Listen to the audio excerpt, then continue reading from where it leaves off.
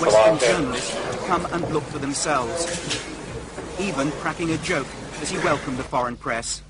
I was attracted by the fact that you haven't brought gas masks with you.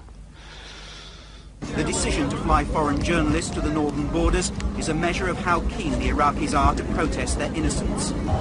We were flown over an area that's been closed to the outside world since before the start of the Gulf War.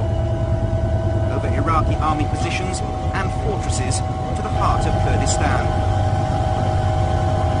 At the town of Suleymaniye, we were introduced to Kurdish warriors who fought with the Iraqi army against their rebellious countrymen, and to an understandably nervous rebel leader who'd been captured by the Iraqis and was now presented to answer that question about the alleged use of chemical weapons. What was his answer to that? Has he seen any evidence? He said, I haven't seen any evidence about the chemical weapon.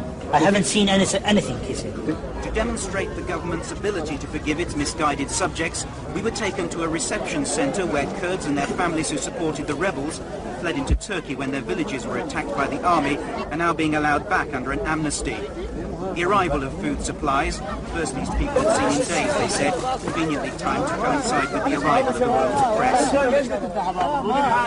We found no one willing to talk about chemical weapons or the loss of their homes, which was probably understandable under the constant scrutiny of the military.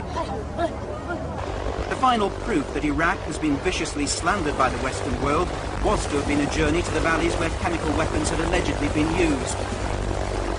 There were clear signs that the area had been subjected to some form of attack, but no obvious indication of chemical warfare. Inviting the world's press into Kurdistan was a calculated decision by the Iraqi government, aimed at offsetting claims that they're waging a campaign of genocide against the Kurdish people. We've been presented with a very different image.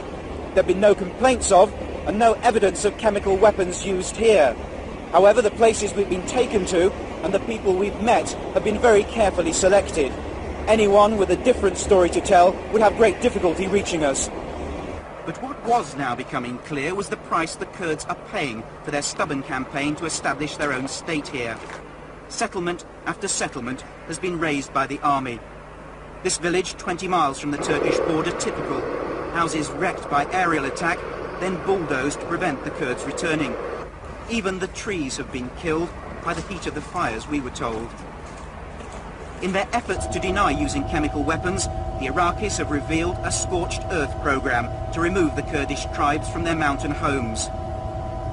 From the air, we spotted dozens of villages and small settlements that had received similar treatment. The valleys that have traditionally been the home of the hill tribes are now empty. The Iraqi governor admitted to us 200 villages have been destroyed in his province alone, removing a nuisance and ending a centuries-old way of life.